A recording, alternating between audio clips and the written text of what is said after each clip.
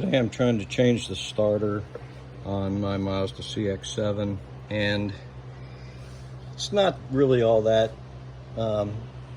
mysterious to do this. The starter is down here, and the booger about it is that you've got to get this bracket right here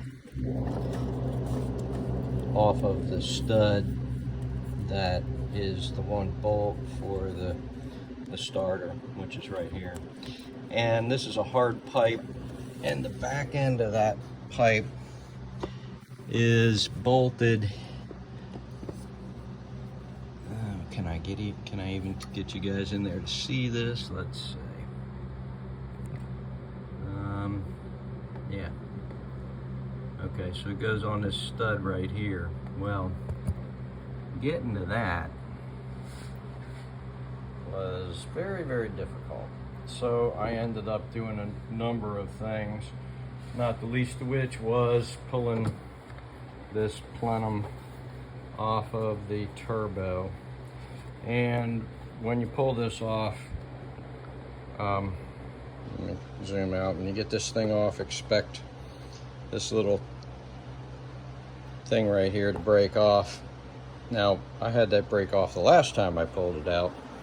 So what I ended up doing for that was drilling this hole out to the proper size to fit a piece of, I want to say that this is like 3/16 brass tubing that I got at Ace Hardware, and I put that in there and just slid it down into the plenum. I did put a dot of super glue, which came undone this time around, but no biggie. I can super glue that. But anyway, once you get this thing out, then you can get to that bolt.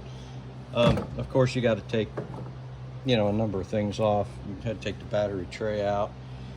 I had to undo the bolt that holds this bracket on right here. As you can see, where can you see? Yeah, you can see down there. To get that out of the way so that I could pull that plenum out of there.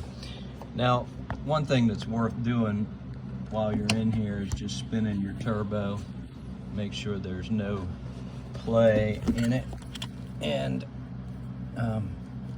I can get down in there, it spins freely. There's no play on the shaft, either in or out or up or down, forward and backward. So I think my turbo is still good, which is amazing with 227,000 miles on this vehicle.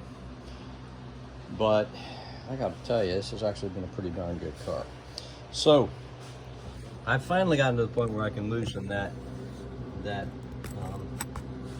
top bolt, and it was all due to being able to move this hard tube and its associated bracket out of the way.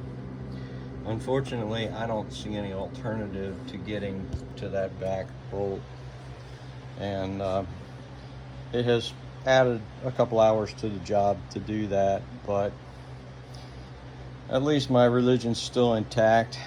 And now I have to get to the wires. I have not undone the wires from the starter yet. Figured I'd try to figure out where everything was before I, actually got to there. So anyway, that's about all I have to offer right now. I don't think getting the wires off is going to be hard. If it is, I will take another video and offer some suggestions on how to do that.